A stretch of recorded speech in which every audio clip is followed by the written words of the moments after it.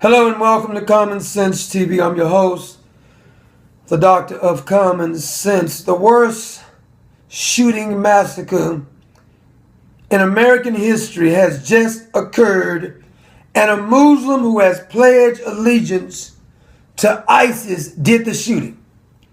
The FBI said they had been watching him since 2013. He has pledged allegiance to ISIS. He was born in America to Afghan parents in New York City, living in Florida. Omar Mateen had said that he was loyal to ISIS. That in itself should have got him locked up. I'm sorry, anybody pledging allegiance to ISIS should be locked up if you're an American citizen. I don't give a damn. You ain't got no rights anymore. You just said you're taking up arms with the folks who want to destroy us. Why should we not arrest the bastard? Said they didn't have enough evidence. You bastards arrest people on way less than this. Pledging allegiance to ISIS is not enough. Now, I hope this is an eye-opening to the gay community, because the 50 people who he shot happens to be in a gay club. And you would think that this was a slam dunk. Islam is bad, but you see, I'm going to let you hear news clips of your president still talking about guns. Never mentioned Islam. Never mentioned terrorists would come to Islam. He said this was a terrorist attack, but he never said who's responsible for the terrorist attack. The damn gun is not responsible, unless you're saying the gun is Islamic gun. But we have the president, and even through Brian Williams in there, these people make me sick. Pretending like the problem is not effing Islam. And that's why we can't destroy and beat the enemy. We have the tools in the toolbox to defeat ISIS and these domestic terrorism if we just use the tools in the damn toolbox. If you were trying to hammer a nail in and you decided that you were going to use a flathead screwdriver, you're probably not going to get the nail nailed in because you're using the wrong tool.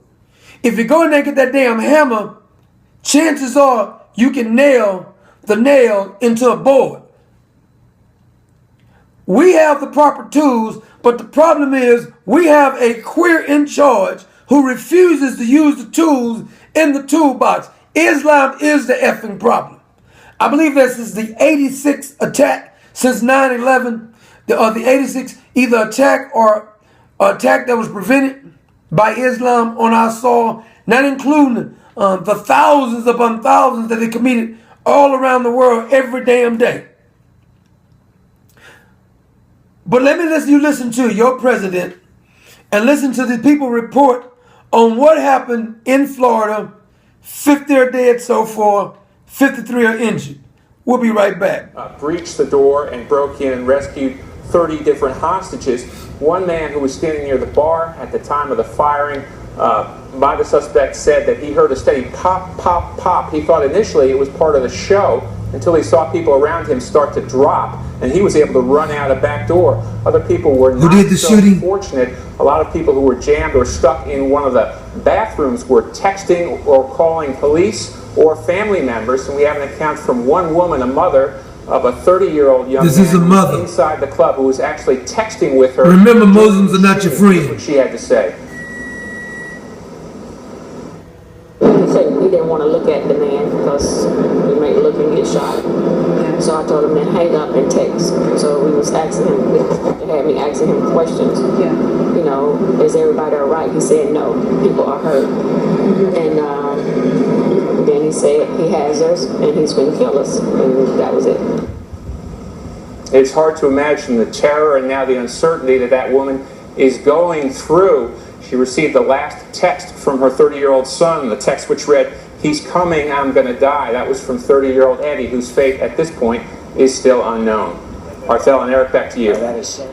Okay, and we're reporting disturbing new details about Omar Mateen now coming to light after law enforcement confirming he was known to the FBI, interviewed twice but apparently there was not enough evidence to arrest him on any terrorist. That's why you should keep him out the effing country. Intelligence correspondent Catherine Herridge. The president, as has been his custom, in the aftermath of other attacks, continues to refrain from using the words radical Islamic terrorism.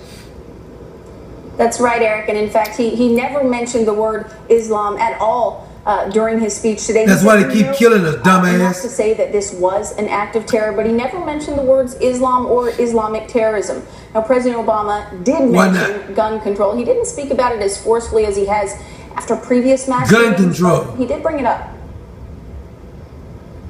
This massacre is therefore a further reminder of how easy it is for someone to get their hands on a weapon that he is such a fucking dumbass. In a school, or in I hate this motherfucker, man. Or a movie theater, or in a nightclub. It's Islam, dumbass. And we have to decide if that's the kind of country we want to be.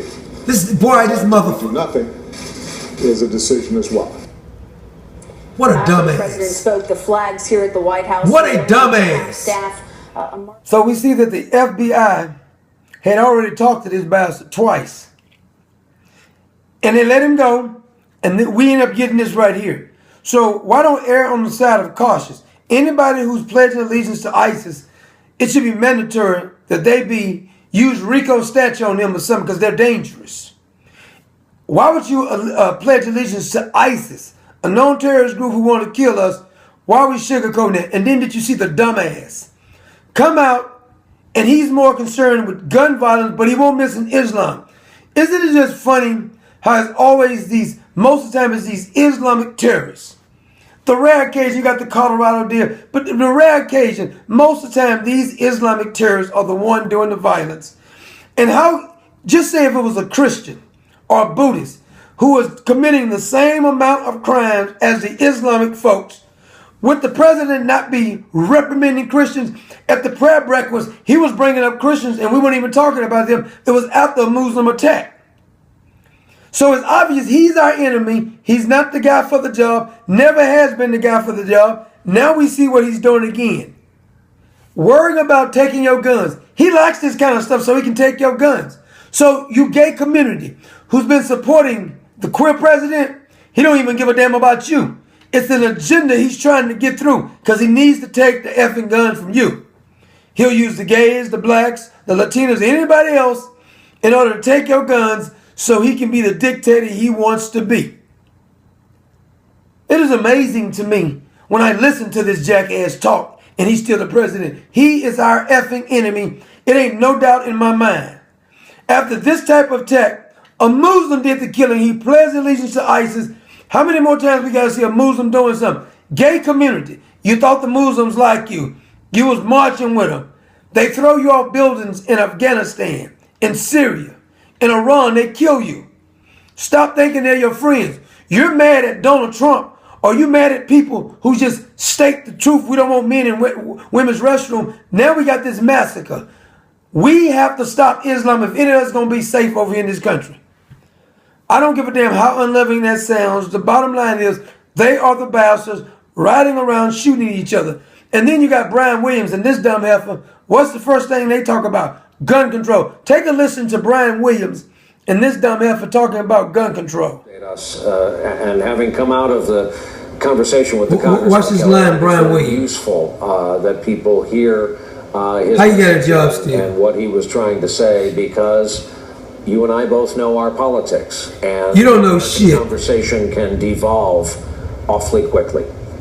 Brian, there's usually a very short window when people offer thoughts of good wishes and prayers, and a community comes together in support, and that is certainly a healthy part of our political dialogue, but then it often does retreat to the hardened corners where people view these kinds of events Muslims in killing very people? Clear ways that do not always agree, in fact rarely agree, on issues when it comes to things like how are guns sort of monitored in our country. Who did the shooting? The rights to bear them, the type That's of the Constitution you have to get over. Or that whole array of issues that deal with guns. Certainly LGBT rights can become a volatile political issue.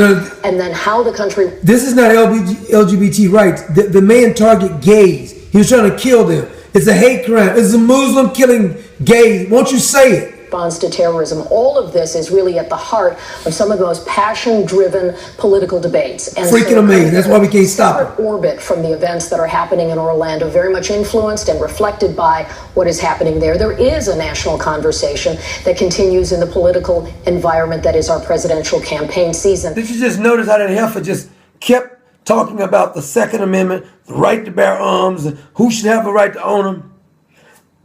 Maybe we should ban Islam. Maybe we should ban the Quran, because that's causing many of the problems.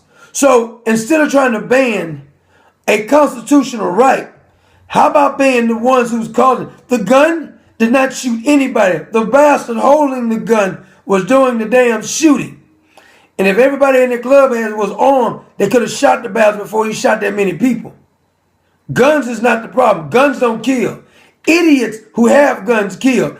And you can have gun control all you want to. This SOB will go, if it's against the law to kill, why is he killing people? If you make guns illegal, dumbasses, he's going to get an illegal gun.